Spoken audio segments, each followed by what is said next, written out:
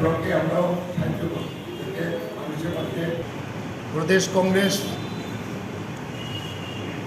এবং ব্লক কংগ্রেস সভাপতিদের আজকে আমরা মিটিং, বিশেষ করে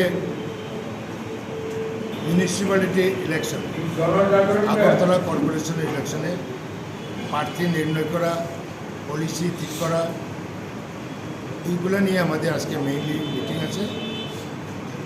এছাড়াও আমাদের জন অভিযান আছে সর্বভারতীয়।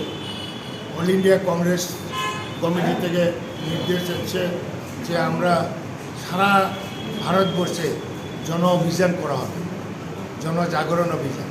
তো সেটাও আমরা এটা নিয়েও আমরা আলোচনা করছি। আমরা সব বিধানসভা কেন্দ্রে জনজাগরণ অভিযান হবে।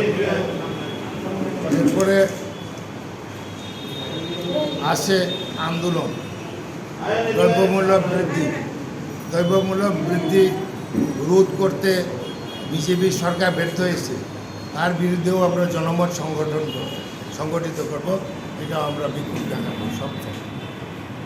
এবং বাংলাদেশের যে ইদানিং একটা দুর্ঘটনা হয়ে গেল সাম্প্রদায়িক, এটার ব্যাপারে আমরা নিন্দা জ্ঞাপন করব। আমরা আজকে পিসিসির এক্সটেন্ডেড মিটিংয়ে, এবং ত্রিপুরাতে যাতে শান্তি সম্প্রতি মজবুত থাকে, বিঘ্নিত না হয়, তার জন্য আমাদের সরকারকে আমরা চাপ সৃষ্টি করব।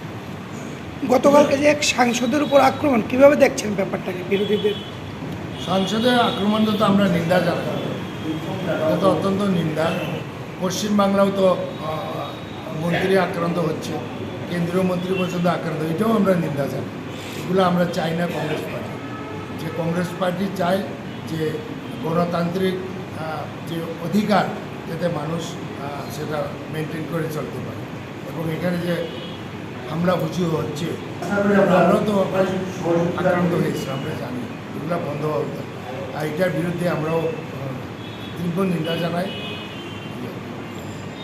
আসলে নির্বাচনে অ্যালায়েন্স কোনো দলের সঙ্গে হতে পারে কি বলা যায় না, জানি না, আমরা কোনো এটা এই দিকে যাচ্ছি না, কোনো আলোচনা করছি না, দেখা যাক।